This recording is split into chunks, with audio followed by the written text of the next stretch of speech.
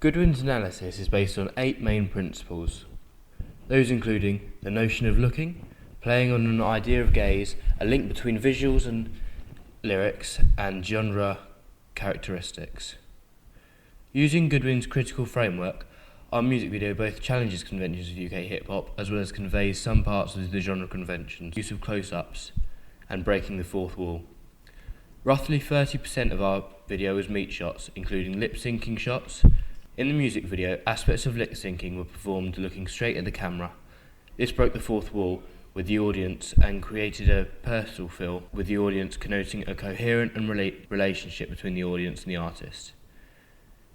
This is a convention also portrayed through the digipack, for example, the notion of looking and consequently voyeurism, where we had the idea to essentially showing the audience inside the artist's mind by having the front of the artist's head on the front of the digipack and the back of his head on the reverse. This again connotes a present and intimate tone as the audience experiences parasocial the public and how the irreverent and unsociable way he acts on the train and the private and lonesome way he acts when visits his father Gray on his own imply the emotive connection which is represented by frequent meat shots and the performance which are physical representation of the lyrics. The campaign conforms to the conventions of UK hip-hop through a multitude of reasons. Lip-syncing is used to connote the artist's present and performance-based image, common of the hip-hop artists, but also constructing a compelling meta-narrative through all three productions was imperative to attracting our target audience. Black and white was one of the most common forms used of old school hip hop, and we saw Loyle Carner as an unconventional old school hip hop artist. After observing many old hip hop videos, such as the Fugees, Ready or Not, and Tupac, Dear Mama, we noticed that a conventional trait to express the subgenre was the use of black and white. As a result, we attempted to use black and white in all three platforms of our production. However, the conventions of the hip-hop genre in film are challenged through the abstract feel of the digipack, where the face of the artist is distorted to give an absent and distant feel, which is unconventional of many hip-hop artists, such as 50 Cent, who are almost always on the face of their digipacks, making a distinct association between the artist and his music. However, in the digipack, we also wanted to essentially let the music do the talking, so attempted to recreate a more abstract and unconventional digipack with less of a voyeuristic tone as to those produced by big hip-hop artists such as 50 Cent and the Notorious B.I.G. Overall, the texts were very polysemic, meaning that they can be largely open to interpretation. The digipack, for example, the middle pane to the digipack is what was to be interpreted as inside his head and the thoughts which go on inside his mind. As this image is very distorted, to connote a vivid but complex insight into his mind, the photo is of his older self, looking back at his father on his younger self. This is therefore evidently open to discussion because obviously the image is an illusion of reality, but the audience doesn't know that just by looking at the distorted image if the past is positively represented or negatively represented, creating enigma codes. Obviously this would create a question for the audience because the photo trying to be represented is not necessarily able to happen in real life as it is the past and the present all in one image. Hopefully this will entice the audience into watching and listening to the track again to gain more verstehen for the audience, as the digipack itself is very enigmatic in presenting the artist's absence. We encoded a preferred reading into our products.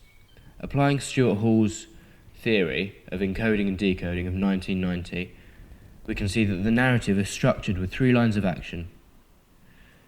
Through what is the preferred reading, the narrative structure is relatively asynchronous because although all the lines are parallel between the graveyard scene and the train montage, the memory section appears to come to life, which is relatively unconventional of real media products and does regularly talk about his past.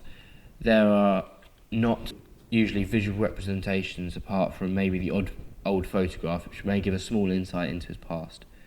However, the photo book montage appears to give a much more personal and asynchronous sight into the meta-narrative of the artist.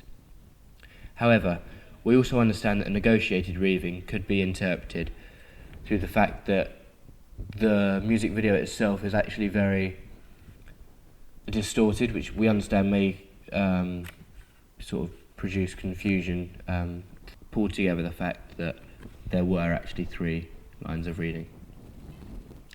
The campaign can be seen to conform to the music genre.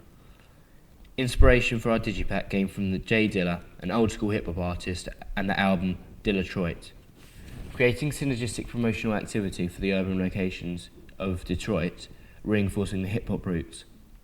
The generics of hip hop made Loyle Carner a difficult artist to place, as he did not conventionally fit into the stereotypical hard thug hip hop genre. We also looked into artists such as Homegrown Hockney and Hooch, who are like Cubism, which fit really well into our distorted attitude. We found this theme very close to home, relatable, and surprisingly in line with Loyle Carner's familiaristic and home-centered music. When applying Bath to our video, there is a narrative fuzz, as there are 3 parallel lines of action which come together as an equilibrium at the end, meaning the audience can make sense of the narrative.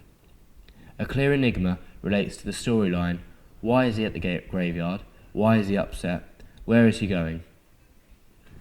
A symbolic code about his father can be connoted by the gravestone.